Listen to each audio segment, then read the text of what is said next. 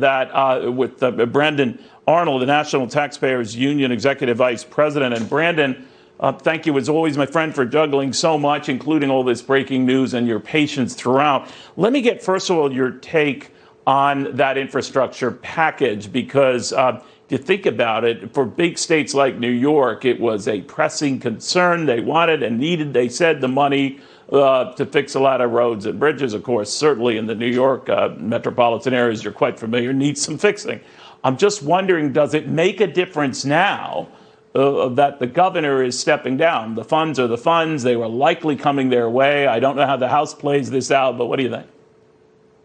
Yeah, the funds are the funds, like you said. And the funds are still going to flow to the states based on the formula that they've laid out in the legislation. So nothing has changed there. I mean, there are additional policies that they're battering around, like eviction moratoriums that may affect Cuomo now if he's forced out of the governor's mansion. I don't know how that applies there.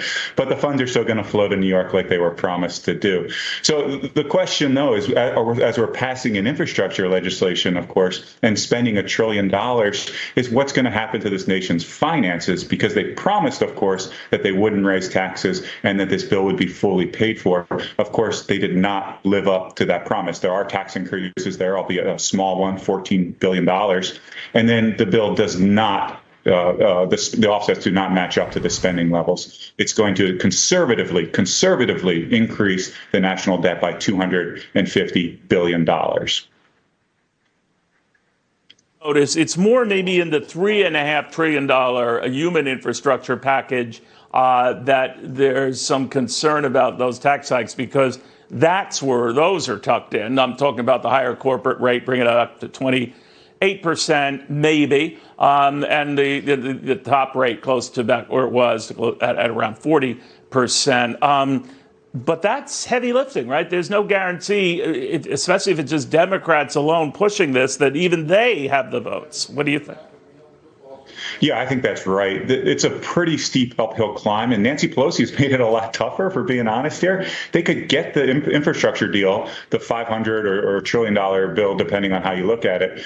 They could get that done in the House if they wanted to. But what she's decided to do is tie that to the larger package, the $3.5 trillion vehicle, which is a lot difficult. That's a really difficult needle to thread, because you have some difficult issues like the SALT deduction, which plays in New York very, very heavily, because New Yorkers and Californians and Illinoisans, people who live in high tax states, blue states typically, those high tax states get a big benefit out of SALT. And there's been some insistence from various members of Congress that they will only pass an infrastructure bill if it includes those fixes, and the margins are so very, very thin that gives people like me, who thinks this bill is an absolute disaster when we kill jobs and exacerbate our long-term debt problems, a little bit of hope, because I do think there is a chance that we could defeat this bill, playing on some of the infighting that's taking place within the Democratic Party.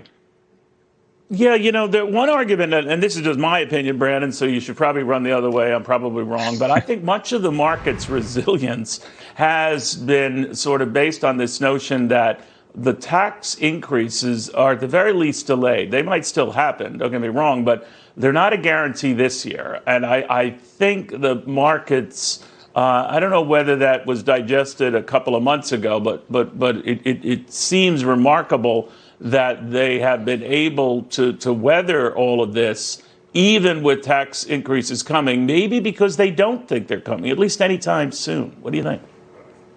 Yeah, I think that's right. I mean, we saw the market's doing quite well today on the news of the infrastructure bill, because they like infrastructure, broadband, roads, highways. They like spending, right? In the heart of hearts, they like spending. It's money is money, right? They don't like the tax increases. So the next vehicle, as that starts to move, I think that's where you may see a little bit of skittishness in the markets, when you're talking about raising that corporate rate from 21% to 28%, when you're talking about taxing capital gains, investment earnings as regular income instead of having the preferential rate of 20% apply to those, when you're talking about more aggressive treatment of pass-through entities, higher taxes, and onerous reporting requirements at the IRS. These are all things that I think are going to make the markets a little bit more nervous, and probably dampen the exuberance that's taking place today, at least.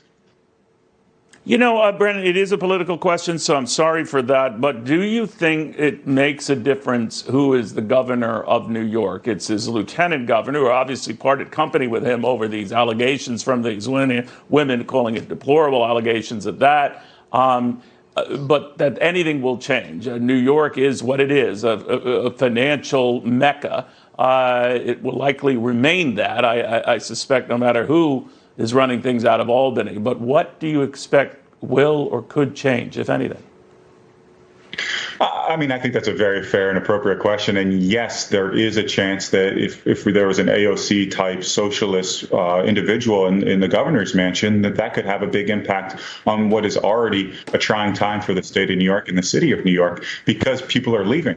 People are leaving because they keep raising taxes, because they keep applying more onerous regulations, because the government policies in that state have been pretty bad, and they could be a lot worse. Cuomo is kind of a moderate Democrat, as you know well. But if you had somebody that's more further off to the left, that's imposing things like financial transaction taxes, which have been floated and have received a very sharp rebuke from stock exchanges, those types of policies would very much increase the flight of individuals out of New York to states like Florida, Texas, and elsewhere.